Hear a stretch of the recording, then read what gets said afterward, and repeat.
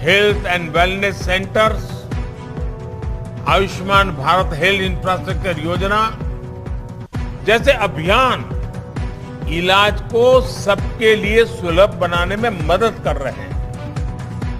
सेहत के शुबे में बेहतरी और मरीजों के लिए इलाज आसान बनाने के लिए कोशिशें जारी। मुल्क में सेहत की बेहतरी सहूलियात के लिए आने वाले 10 साल में रिकॉर्ड तादाद में डॉक्टर मिलेंगे। गुजरात के भज जिला में के पटेल सुपर स्पेशलिस्ट अस्पताल अवाम के नाम वक्फ करते हुए वजीर आजम नरेंद्र मोदी ने कहा, बेहतर सेहत की सहूलियात सिर्फ बीमारियों के इलाज तक ही महदूद नहीं है, वो समाजी इंसाफ को भी फरोग देती हैं। साथियों, बेहतर स्वास्थ्य सुविधाएं सिर्फ बीमारी के इलाज तक ही सीमित नहीं होती, ये सामाजिक न्याय को प्रोत्साहित करती है, प्रतिष्ठित करती है। जब किसी गरीब को सस्ता और उत्तम इलाज सुलभ होता है तो उसका व्यवस्था पर भरोसा मजबूत होता है।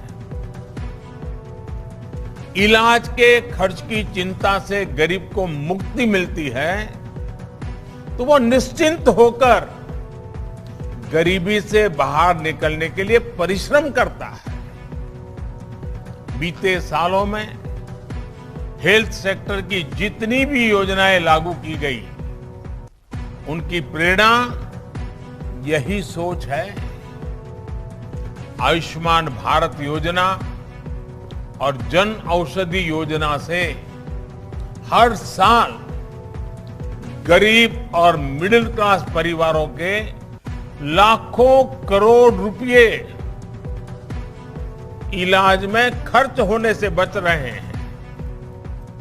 Health and wellness centres, Ayushman Bharat health infrastructure योजना जैसे अभियान इलाज को सबके लिए सुलभ बनाने में मदद कर रहे हैं।